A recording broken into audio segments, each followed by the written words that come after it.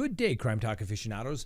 Thanks for joining us for the docket on December 15th, 2021. Today on the docket, Derek Chauvin now has a federal felony conviction. The Crumbleys remain in custody.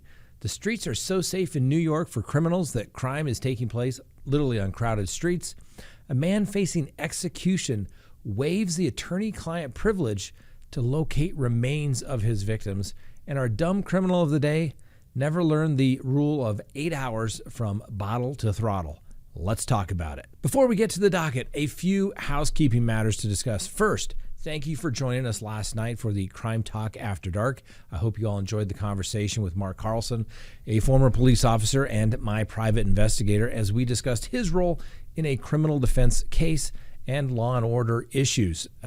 We'll try to bring more of that to you in the future. Now, if you haven't done so already, please hit that subscribe button, hit that like button, leave me a comment below, and as always, thank you for watching. Okay, let's get to the docket. Derek Chauvin, remember him? The former Minneapolis police officer already convicted of murdering George Floyd, has pled guilty to federal charges that he violated the 46-year-old's civil rights when kneeling on his neck for more than 9 minutes during that notorious May of 2020 incident that was captured on video. So in May, Chauvin and 3 other former police officers involved in Mr. Floyd's death were indicted on federal charges for deprivation of rights while acting as law enforcement officers.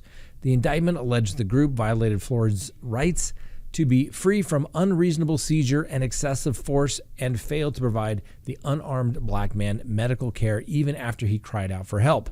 Now, the change of plea to the federal charges means Chauvin, who is currently being held at a prison in Oak Park Heights, Minnesota, now faces an additional 25-year sentence that will run concurrently with his current prison sentence.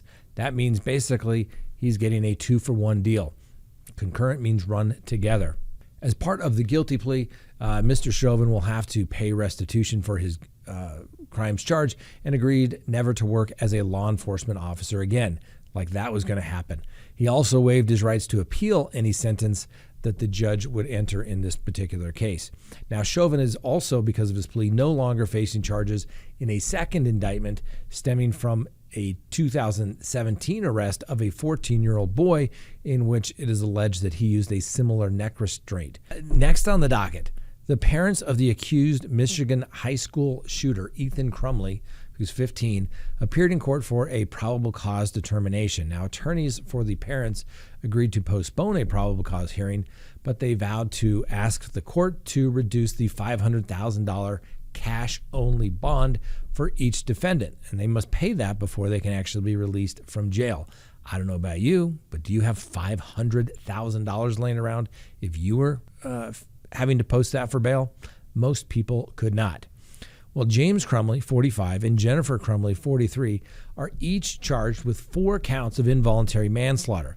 Now, prosecutors allege that the parents acted grossly negligent and caused the death of the 4 teens their son is accused of gunning down on November 30th. The 2 parents were arrested in a building in downtown Detroit after authorities suggested that they were attempting to flee. An attorney for one of the parents said they were scared and were scheduled to turn themselves in.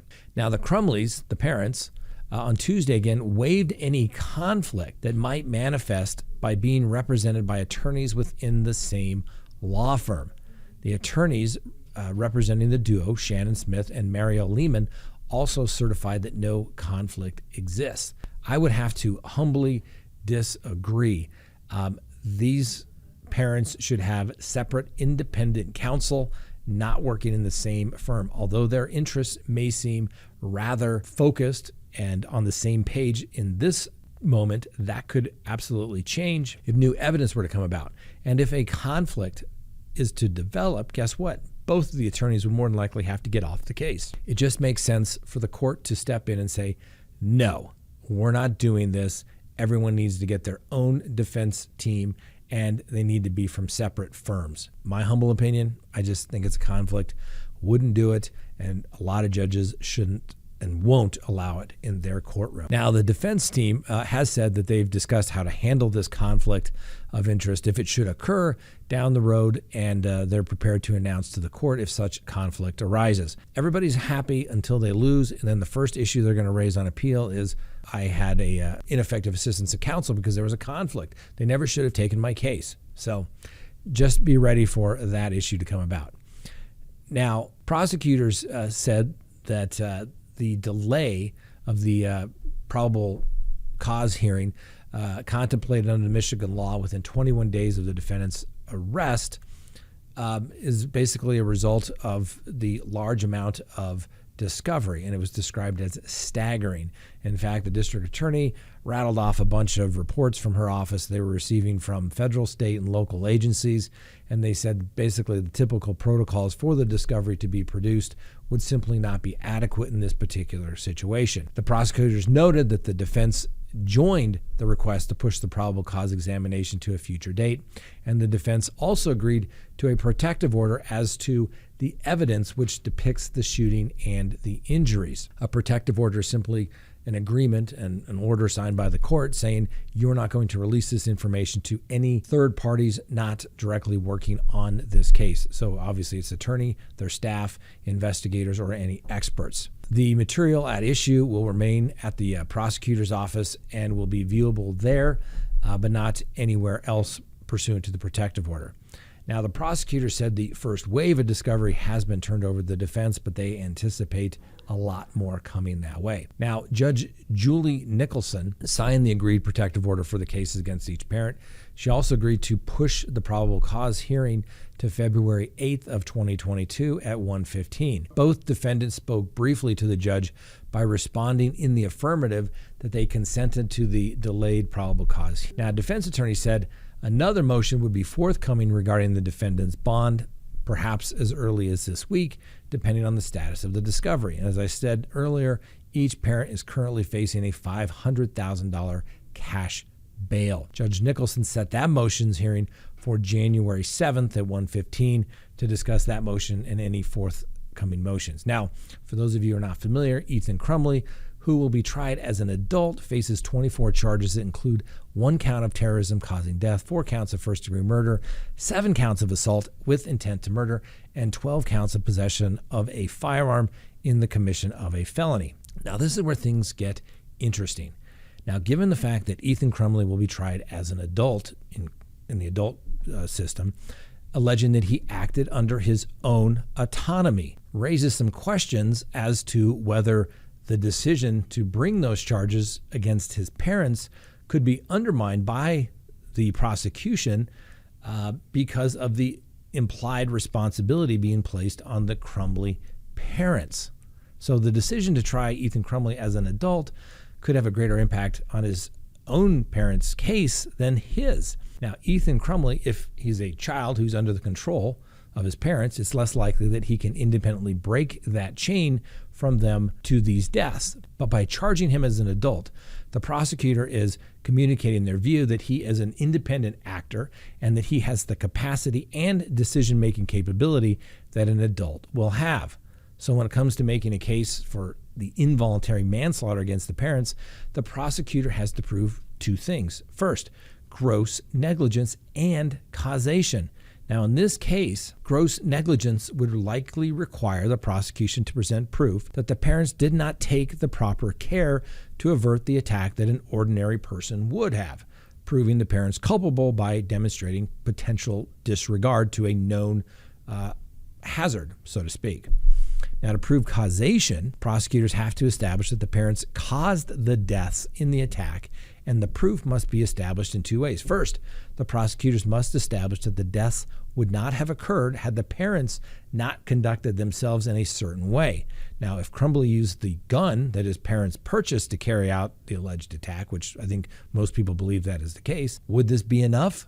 It may not be enough. The second part requires proof that the parents were liable and could be a greater challenge. First, the prosecutors would have to answer whether the attack was something the parents could reasonably foresee actually taking place and given their negligent actions.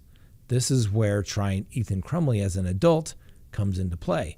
because if Ethan Crumbley is an adult that acted on his own accord, this breaks the link between the parents and the attack. So it could actually work against him. Now, that's one of the things that we talked about before, and people said, oh my gosh, Scott, you are crazy. You don't know what you're talking about. People said, there's the text message that the mother sent. Now, my understanding is that the parents were called to the school to discuss a situation at school. Apparently, the younger Crumbley was seen looking to buy ammunition at school. The parents were called. They also see some drawings that are upsetting to them. I have not seen any information that says the parents knew that the younger Crumbley had the firearm at school. There is also no indication, and from what I am aware of, and I'm sure if I'm wrong, somebody will let me know, but the text message that was sent from the mother to the younger Crumbley was that was after she heard that there was a report of a shooting at school, where she said, don't do it. Not beforehand. Now, obviously, if it was beforehand, the analysis may change. But if it's after the fact that once the shooting takes place, you can't do it. Now, think about it. I know everybody's upset and everyone's saying, Scott, you're being insensitive. These people knew. Okay, first of all, it's not illegal to give a 14-year-old a firearm. It may not be what you want to do, but it's not illegal. And in this particular situation, the family apparently is involved with firearms. And if not this firearm, there would have been another firearm. So think about this example. If you have children and they go out and you think they're going to be driving to the movies with their friends, but instead they take a frolic and they go out and get booze and they drive across town and somebody dies. Are you responsible for that necessarily? Did you think that was reasonably foreseeable? Maybe you should have gotten the car yourself and driven with them so they could not have had the other kids get in or the booze that were purchased, right? At a certain point, the duty as a parent is cut off under the law. I understand it's an emotional situation. People say, Scott, you're insensitive. No, I'm not. I'm just simply saying what the law is. In fact, let's take a look at what the law says from the Michigan jury instructions. The prosecution has to show, and this is coming straight from the jury instructions, first, that the defendant is charged with the crime of, obviously, involuntary manslaughter, and that you may also consider the lesser charge as involuntary manslaughter. To prove the charge, the prosecution must prove each of the following elements beyond a reasonable doubt. First, that the defendant caused the death of the deceased. That is, that the deceased died as a result of the actions of the parents, right? Third, you have to define gross negligence. We'll do that in a second. And in doing so, the act caused the deceased's death, and the defendant acted in a grossly negligent manner. This act requires the intent to injure, okay? This act requires the intent to injure. So you basically have to show that the parents wanted this shooting to take place. I'm not sure what evidence you're going to have that's going to prove that particular element. Second, in doing so, the act caused the deceased's death. The defendant intended to injure the deceased, and the act charged in this case is obviously the murder. And it says the prosecution must prove the following beyond a reasonable doubt. First, that the defendant committed the crime and that the crime used a force of violent touching of the person or someone closely connected with the person, and that the offensive touching must have been intended by the defendant. Okay, ladies and gentlemen, I get it. Everyone thinks, well, you shouldn't have these kids do it, but they have to show that the defendants wanted this to happen. I'm not sure they're going to be able to show that. And then the final element is that the prosecution would have to show that the defendant, remember, mom and dad, caused the death without the lawful excuse or justification. Now, let's take a look at the gross negligence instruction. The gross negligence instruction says, gross negligence means more than carelessness. It means a willful disregarding of the results to others that might follow from an act or failure to act. In order to find that the defendant was grossly negligent, you must find each of the following three things beyond a reasonable doubt. First, that the defendant knew of the danger to another, that the defendant knew there was a situation that required the defendant to take the ordinary care to avoid injuring another. Second, that the defendant could have avoided injuring another by using ordinary care. And third, that the defendant failed to use ordinary care to prevent injuring another when to a reasonable person it must have been apparent that the result was likely to cause serious injury. Once again, you notice the jury instructions, ladies and gentlemen? It's not meant for a parental responsibility type of claim. Maybe civilly, the parents were going to get sued to the nth degree. Criminally, I think this is somewhat of a novel case, and I'm not sure that the prosecution is going to be able to make this. I'm not even sure, even though a judge has found probable cause, that this is going to hold up. And, like I said, if new facts become available, it may make me change my mind. But as of right now, certainly the son needs to be held accountable. We'll give everybody the presumption of innocence. But this seems a bit of a stretch to try and get a case to stick. Before we go on, let's take a brief recess to hear from our sponsors of today's video, CrimeTalkSearch.com. Please go to CrimeTalkSearch.com, sign up for a background subscription service. You'll be happy you did. If there's anyone out there you were ever curious about what was in their background, now is the time to do it. If you're going to get involved with somebody, now is the time to do it. When you go to CrimeTalkSearch.com, you put in the name, literally millions of public records are searched, and a report is generated. And it's going to give you a report. If they have multiple social media accounts, you're going to find it. If they have multiple phone numbers, multiple email addresses, it's going to be found. And more importantly, you're going to get information regarding criminal history. Hopefully the person you're searching has none whatsoever. But if it's there, it's going to be found. You're going to get everything you'd want to know, whether you're going into business or whether you're going into a personal relationship. You're going to be able to find out the information you want to know. So go to CrimeTalkSearch.com, sign up today. You'll be happy you did. All right, we're back. Well, it looks like the crime situation in New York is so good for the criminals, they can do it in broad daylight. Take a look at this video. It shows muggers pummel a delivery worker stealing his scooter in broad daylight. Now, the pair of muggers that pummeled the delivery worker and swiped his electric scooter in a broad daylight attack at a busy Bronx intersection. Now, the footage released by the New York Police Department shows the 46-year-old victim stopped at a red light at 3rd Avenue and East 149th Street in Mott Haven just before 10:30 a.m. on December 7th, when a man pulled up next to him on a bike and another man ran up to him on foot.